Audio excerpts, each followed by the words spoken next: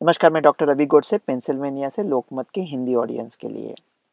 Britain में एक नया कोरोना का म्यूटेशन हुआ है, उसकी वजह से एकदम सख्त लॉकडाउन अभी जारी होगा। ये बुरी खबर तो आपने सुनी होगी, क्योंकि जैसा कहते हैं ना, प्राण जाए पर बचन न जाए, वैसा ही जो मीडिया है, अगर बुरी खबर है तो आपको छोड़ने वाले नहीं है। वो आपको आपके पास लेके आएंगे, अच्छी खबर को नज़रअंदाज करेंगे। तो ये सचमुच इतनी बड़ी बुरी खबर है क्या, और उसके पीछे क्या क्या छुपा है, और इसमें इंडिया के लिए कोई अच्छी बात हो सकती है क्या, ये भी सोचेंगे। क्या होता है ये म्यूटेशन? कोविड कोरोना ये आरएनए वायरस है, फ्लू जैसा।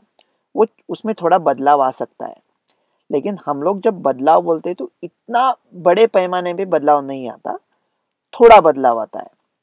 तो उसका थोड़ा बदलाव आया है इंग्लैंड में, और सितंबर से हम लोग सोच रहे थे एक नया स्ट्रेन आया है, और वो नया स्ट्रेन वो कह रहे हैं 70% ज़्यादा संसर्गजन्य है, उसके वजह से कोरोना फैल रहा है। लेकिन इसका मतलब क्या ये है कि ज़्यादा लोग गंभीर तरह से बीमार हो रहे हैं? नहीं। इसका मतलब क्या ये है कि ज़्यादा लोग अस्पताल में जा रहे हैं या मर रहे हैं? नहीं।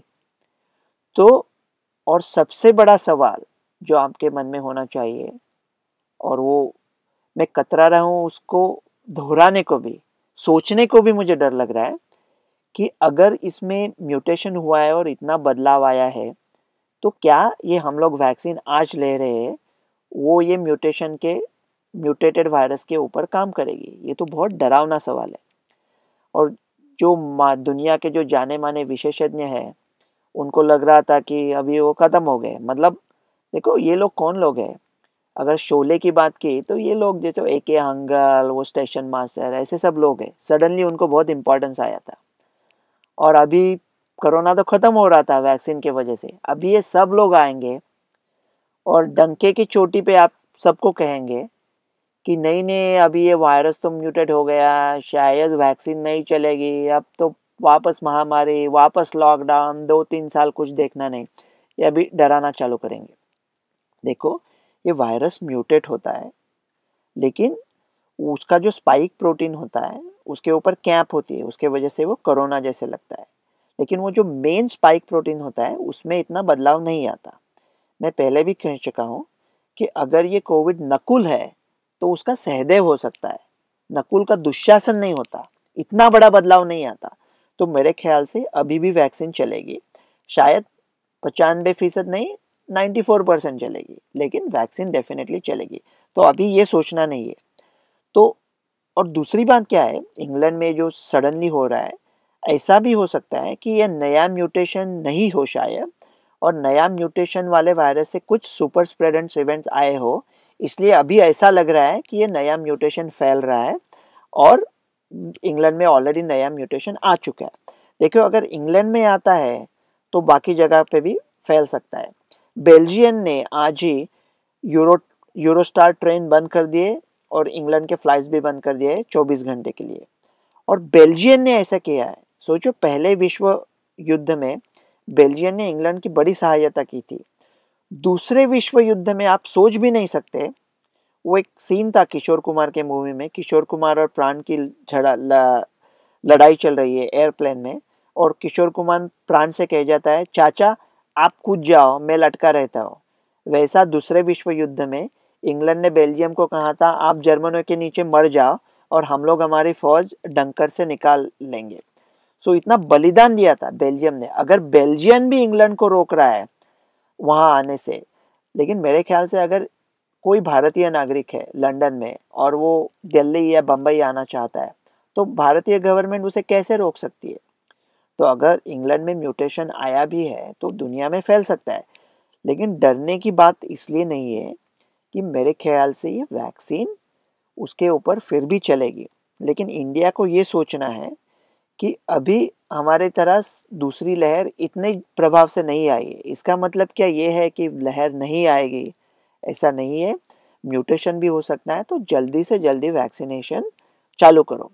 और क्या कर सकता है, मैं क्या कह रहा था कि अच्छी न्यूज़ क्या रहेगी इंडिया के लिए? देखो भाई साहब, इंडिया का रिकवरी रेट दुनिया से सारे जहाँ से अच्छा है। तो मानो 100 लोगों को अमेरिका में कोविड हो गया, 100 लोगों को इंग्लैंड में हो गया और 100 लोगों को इंडिया में हुआ, तो इंडिया के काफ़ी सारे लोग ठीक हो रहे हैं। इंडिया के काफ़ी सारे लोग अस्पताल नहीं जा रहे हैं, उनको ऑक्सीजन नहीं लग रहा है, वेंटिलेटर नहीं लग रहा है।